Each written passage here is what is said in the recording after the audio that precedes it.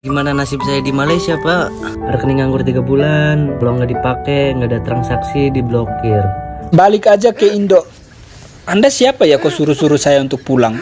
Anda bisa tanggung kembali semua biaya paspor yang sudah saya habiskan. Swimming pool, gym, and the view.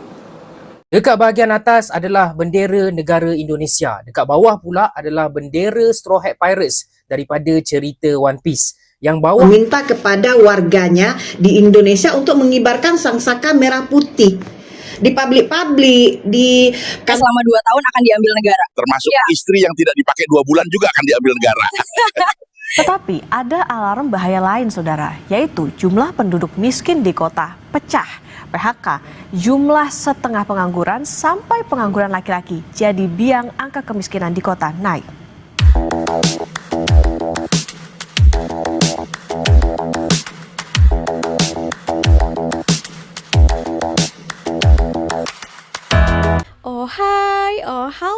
Hai semuanya, apa kabar teman-teman?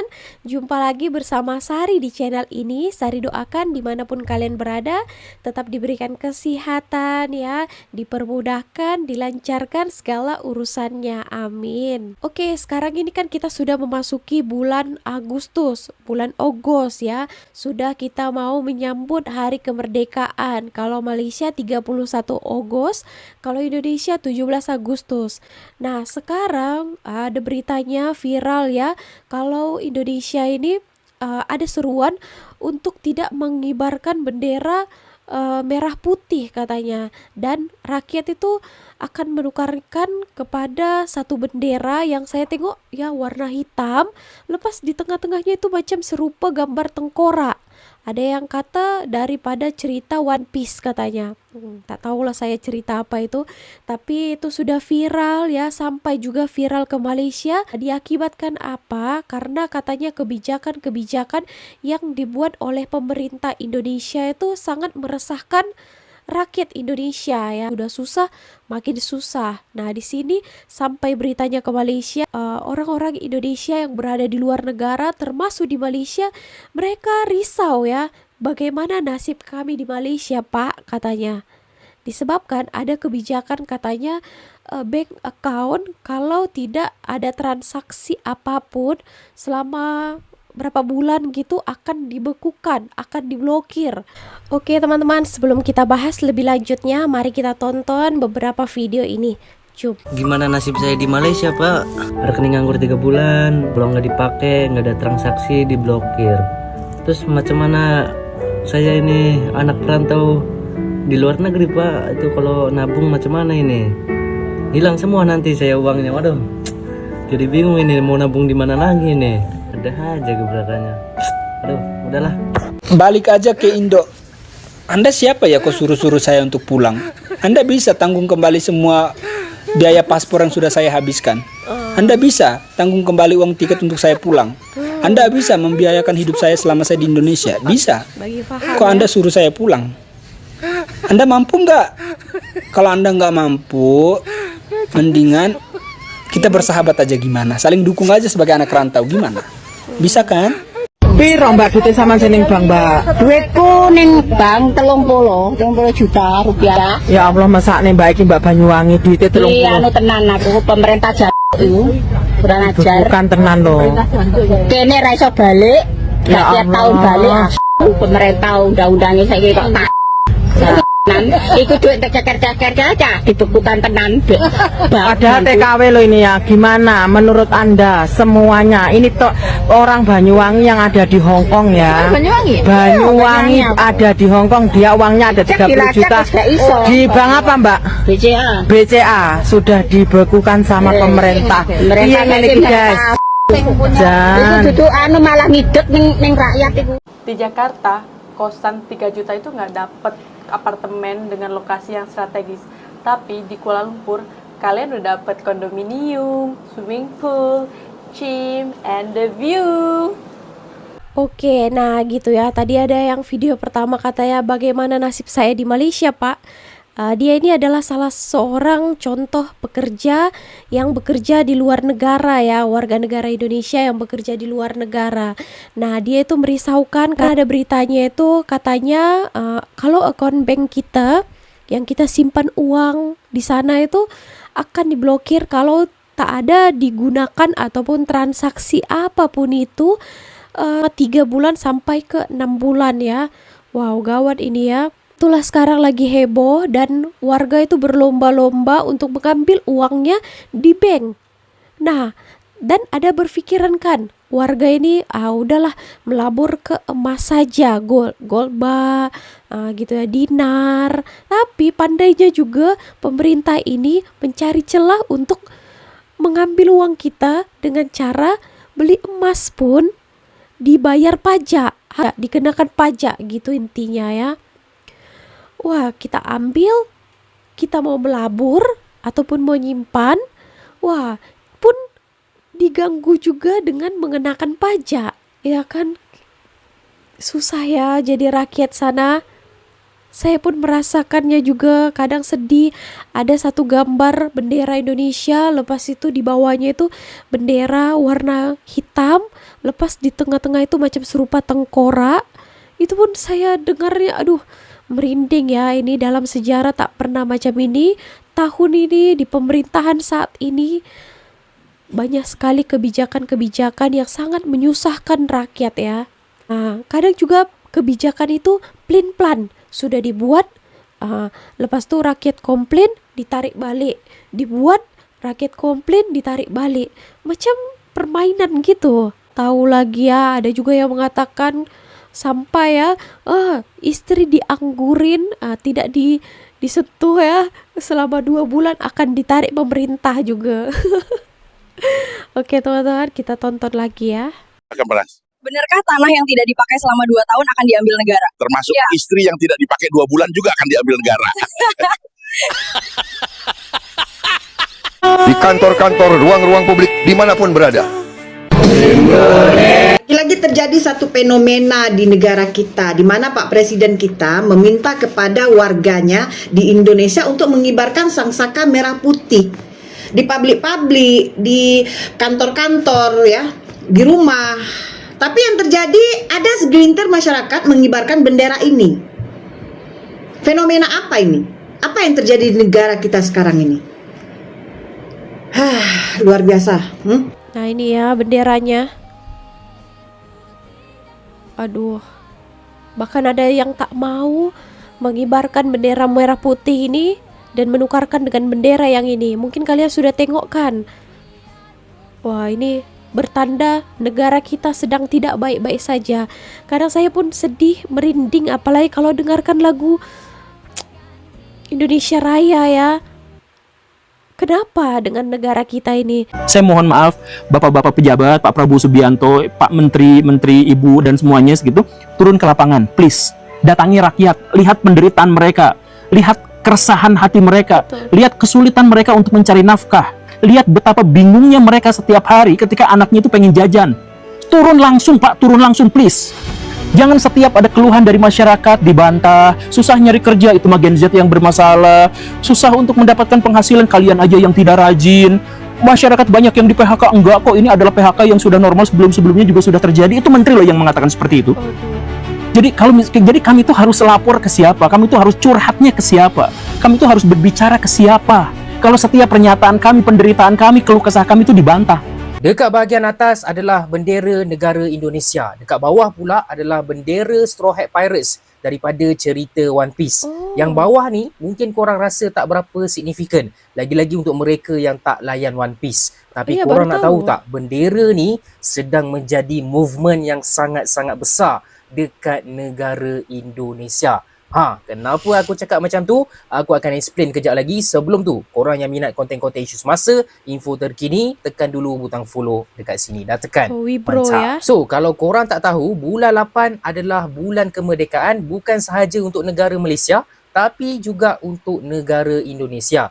Jadi standard lah bila bulan merdeka je, mesti kita nak kibar bendera kan? Betul. Tapi dekat Indonesia sana, style lain sikit. Yang mana bukan setakat kibarkan bendera Indonesia sahaja, tapi kibarkan juga bendera Straw Hat Pirates. Korang boleh tengok sendiri dekat social media, lagi-lagi dekat TikTok, berapa ramai orang Indonesia yang buat video, yang post gambar kibarkan bendera Indonesia, tapi at the same time kibarkan juga bendera Straw Hat Pirates dekat bawah tu. So untuk mereka yang tak tengok One Piece, mungkin korang rasa One Piece ni kartun tak apa-apa, langsung tak ada apa-apa, mesti pasal lawan-lawan je kan. Tapi sebenarnya tak guys. One Piece ni antara satu anime, satu manga yang sentuh macam-macam isu dunia yang berlaku sekarang. Salah satunya of course lah pasal kebebasan, freedom, pasal fight against the world government. Okey? Melawan kerajaan dunia. Sebab itulah aku rasa orang-orang Indonesia boleh relate dengan benda ni. Sebab apa? Kita semua tahu yang kalau korang nak kata kerajaan Malaysia ni teruk, tapi orang-orang Indonesia lagi mengakui yang kerajaan diorang jauh lagi teruk. Sebab itulah diorang rasa tak puas hati, diorang pun kibarkan bendera ni menunjukkan ada sedikit rebel terhadap world government. Tapi untuk diorang punya government lah kan. Isu ni menjadi satu benda yang sangat besar sehingga kan apa yang aku baca daripada artikel ni, kerajaan Indonesia sendiri dah pun declare yang kalau korang kibarkan bendera One Piece tu, maknanya itu adalah symbol of treason, pengkhianatan. Jadi macam korang dilarang untuk kibarkan bendera One Piece tu. Okey, yang ini aku tak berapa sure dah betul ke tidak. Cuba korang bayangkan benda ni berlaku kat Malaysia. Kibarkan bendera One Piece pun tak boleh. Silap-silap dekat Indonesia sana, manga, anime One Piece pun tak dimainkan. Jadi gila guys. Cuma satu benda yang aku nak cakap, mungkin kibarkan bendera Straw Hat Pirates ni dia macam pelik sikit. Sebenarnya Straw Hat Pirates ni antara lanun-lanun yang tak kisah sangat pun pasal world government. Lagi-lagi dia punya captain lah. Satu-satunya organisation yang totally against the world government adalah Revo Army. Patutnya kibarkan bendera Revo Army. Lagi obvious. Tapi Revo Army pun tak berapa nak function sekarang. Dia punya ketua pun aku tak tahulah bila nak gerak. Tak tahu saya cerita ini ya. Meeting dia daripada hari tu. Mungkin betul jugalah. Tak payahlah kibarkan bendera Revo Army. Lebih baik kibarkan bendera Straw Hat Pirates. Jadi aku nak tanya orang-orang Indonesia, betul ke info-info yang aku cakap ni? Lagi-lagi yang tadi tu, pasal kerajaan korang dah larang korang daripada kibarkan bendera One Piece. Okay, itu saja guys. Macam biasa, yang belum support Wibro, kalau nak support Wibro, tekan butang follow. Nah, itu adalah salah satu bentuk kekecewaan rakyat Indonesia ya, sampai mereka sanggup mengibarkan bendera macam itu. Oke, nah itu tadi juga sampai viral juga sampai ke Malaysia dan meresahkan kepada WNI yang berada di luar negara ya. Dan sudah viral diulas juga dari seorang kreator Malaysia tadi ya. Oke, harap jelas. Ya gitulah keadaan sekarang ya, pekerjaan kurang, sampai rakyat itu pun di sana itu mau kerja pun susah ya. Ditambah lagi dengan kebijakan-kebijakan yang dibuat pemerintah yang makin mempersulit rakyat ya, dengan memblokir lah, membuat peraturan-peraturan yang tidak masuk akal gitu ya. Dan dibuat juga bayar cukai ini, cukai itu, ditambah cukai ini. Ayo, pening sekali memang ya. Kalian pikir mungkin negara sini sudah susah, wah kami lagi susah ya. Udah susah pun tak ada dapat bantuan apa-apa kan. Itu yang lagi geram ya. Oke teman-teman, kita lanjut lagi ya. Saudara, Anda menyaksikan Kompas Bisnis bersama saya Putri Oktaviani. Laju kemiskinan nasional boleh saja turun seperti yang dibanggakan Presiden Prabowo Subianto. Tetapi ada alarm bahaya lain saudara, yaitu jumlah penduduk miskin di kota pecah. PHK, jumlah setengah pengangguran sampai pengangguran laki-laki. Jadi biang angka kemiskinan di kota naik. Oh naik ya, laki khususnya. Kepala BPS lapor ke saya, angka pengangguran menurun, tapi faktanya angka kemiskinan absolut menurun. Ini BPS yang bicara. Awas Pak Presiden, jumlah penduduk miskin di kota mulai mengkhawatirkan. Waduh. Meskipun secara nasional angka penduduk miskin Indonesia melanjutkan tren turun.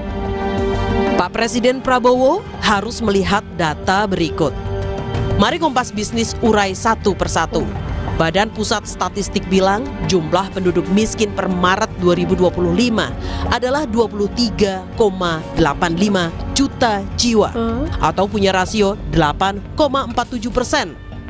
Terendah sejarah, turun tipis 0,1 persen poin dari September 2024. Pak Presiden, versi BPS ini juga jauh di bawah paparan Bank Dunia pada Juni 2025 yang bilang jumlah penduduk miskin di Indonesia mencapai 194,4 juta jiwa atau 68,2% penduduk Indonesia dalam kategori miskin. Lebih setengah. Pak Presiden Prabowo, Bapak boleh lega angka kemiskinan nasional turun. Namun Pak, dengarkan, ada alarm bahaya yang menyala. Jumlah penduduk miskin perkotaan justru naik. Angkanya September di 11,05 juta jiwa atau 6,6%, jadi 11,27 juta jiwa alias 6,7% di Februari 2025. Meningkat ya. Data ini tidak sepenuhnya Kompas Bisnis paparkan untuk Pak Presiden, tetapi juga bagi gubernur di seluruh Indonesia. Angka yang kami dapat dari BPS sangat miris, bahwa bekerja dari pagi sampai malam di kota tak lagi mensejahterakan. Kemiskinan di kota naik karena warga setengah menganggur meledak sampai 460.000 orang. Pengangguran laki-laki di kota juga naik jadi 6,06%.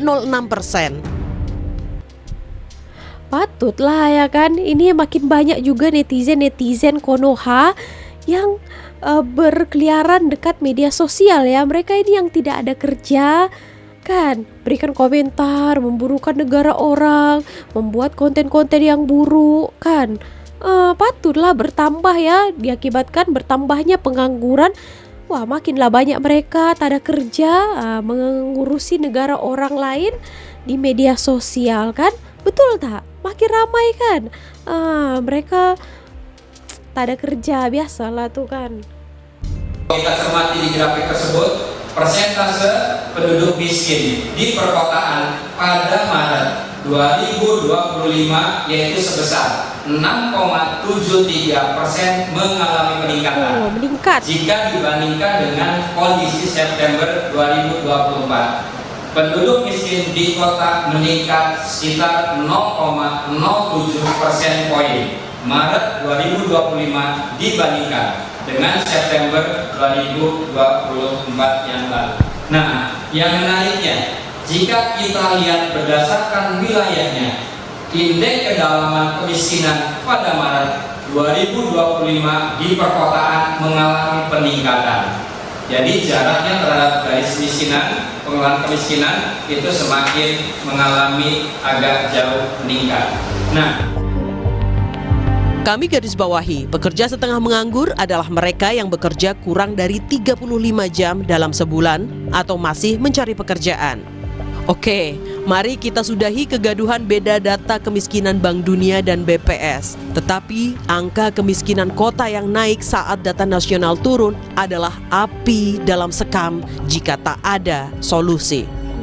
Diah Megasari Anjaya, Tim Liputan, Kompas TV. Oke, fakta di lapangan banyak lagi ya. Dear Pak Presiden Prabowo Subianto, coba dengarkan. Ada alarm bahaya yang menyala di data kemiskinan. Angka nasional boleh saja turun, tapi sesuatu yang baru datang meresahkan. Jumlah penduduk miskin di perkotaan naik. Kompas Bisnis akan tanya ke Media Wahyudi Aska, Direktur Kebijakan Publik Selios yang juga menempuh pendidikan PhD bidang kemiskinan. Selamat pagi Mas Media. Oke. Selamat pagi Mbak Okta. Mas Media, rasio warga miskin sejak tahun 98 memang turun. Jadi ini bukanlah hal baru lah ya. Tapi masalahnya data terakhir rasio miskin cuma turun 0,1% poin. Apakah segini aja kemampuan pemerintah? Maksud kami kemampuan pemerintahnya yang turun gitu. Iya Mbak, Indonesia negara berkembang, bonus demografi, produktivitas kita juga seharusnya naik. Jadi penurunan kemiskinan adalah hal yang wajar. Bahkan sejak zaman Pak Habibie juga kemiskinan menurun. Tapi kan penurunannya sekarang hanya 0,1%. Artinya banyak masyarakat yang jatuh miskin, meskipun pada saat bersamaan jumlah orang yang naik dalam kategori tidak miskin juga naik. Jadi penurunan bersih kita itu masih sangat-sangat kecil hari ini. Dan persoalan terbesar adalah definisi kemiskinan BPS itu kan terlalu sempit. Jadi tidak mengcover banyak dimensi kerentanan lain, termasuk juga misalkan kehilangan pekerjaan mendadak, ketergantungan pada hutang dan lain-lain gitu Mbak. Jadi saya lihat hari ini pemerintah cukup gagap menghadapi fenomena ini dan cenderung melakukan statistical mirage. Ini teori di mana negara sering mengejar indikator kuantitatif, angka kemiskinan turun, inflasi rendah, tapi mengabaikan realitas kualitas hidup masyarakat. Betul. Jadi mengklaim ada kemajuan, tapi yang dirasakan masyarakat khususnya di kota ya hari ini justru sebaliknya. Jadi sangat disayangkan sebetulnya kalau Pak Presiden memakan mentah-mentah data BPS. Saya paham data kemiskinan itu kan legitimasi politik. Jadi kalau kemiskinan meningkat drastis, pemerintah pasti akan dikritik telah gagal melindungi rakyat, narasi keberhasilan juga akan jadi lemah. Tapi ayolah, jadi jangan berlebihan juga. Karena ketika kita mengukur sesuatu dengan cara yang salah, kita akan melakukan penyelesaian dengan cara yang salah. Dan hari ini saya kira pemerintah akan jauh lebih baik mengungkap fakta yang ada, kemudian menelusuri program-program mana yang belum tepat sasaran. Ini baru tahun pertama Pak Prabowo, jadi saya kira masyarakat sangat memahami kalau seandainya ekonomi saat ini masih sulit. Toh ini juga belum sepenuhnya salahnya Pak Prabowo, karena Pak Prabowo baru 1 tahun pemerintahan. Jadi saya kira Presiden juga harus lebih percaya diri, begitu Mbak. Oke, Mas Media, penegasan artinya gini, kalau secara singkatnya bisa kita katakan ini kayaknya lagi agak main aman gitu, tidak memotret realitas yang terjadi saat ini sebetulnya angka kemiskinannya seperti apa atau kondisinya yang benarnya seperti apa. Nah kalau kita bicara soal data kan juga ini yang jadi ramai adalah antara BPS sama World Bank sama Bank Dunia juga beda nih. Nah ini gimana Mas Media bisa menjelaskannya? Iya, persoalannya perbedaan datanya terlalu jauh ya. Disparitasnya 8 kali lipat, 23 juta berbanding 190-an juta. Jadi kan masyarakat wajar bertanya dengan baik kepada pemerintah, apakah benar penduduk miskin kita sedikit gitu. Saya dalam posisi akan jauh lebih baik kita apa adanya terhadap fenomena kemiskinan ini. Jadi kemiskinan itu bukan aib, tapi masalah sosial yang harus diselesaikan. Dan saya kira poin pentingnya hari ini adalah mendeteksi di mana kantong-kantong kemiskinan, apa penyebabnya, dan kemudian mengidentifikasi program-program pemerintah yang sedang berjalan. Jadi kalau seandainya kita menggunakan basis data yang salah, otomatis kita nggak tahu di mana masyarakat miskin itu, anggaran yang dikeluarkan untuk pengentasan kemiskinan juga akan semakin kecil. Ini mau RAPBN 2026 sedang pembahasan, Mbak. Dan kalau kita menggunakan data BPS, hanya 23 juta penduduk miskin, anggaran bantuan sosial untuk masyarakat kecil, saya yakin tidak akan meningkat signifikan. Karena asumsinya sudah menganggap bahwa penduduk rentan miskin kita sedikit menggunakan data BPS. Gitu, Pak. Oke, nah ini 1 tahun pemerintah pun wow, banyak sekali ya kebijakan-kebijakan yang tidak boleh diterima oleh rakyat ya. Makin mempersusah, makin membludak orang-orang yang berpendapatan menengah ke bawah ya. Aduh, makin kacau saya tengok juga ya. Bukan saya saja mengatakan, banyak kita lihat berita-berita viral di luar sana tanggapan pemerintah atas tanggapan rakyat terhadap pemerintah saat ini ya. Wow, bukannya malah baik, tambah lagi meresahkan ya.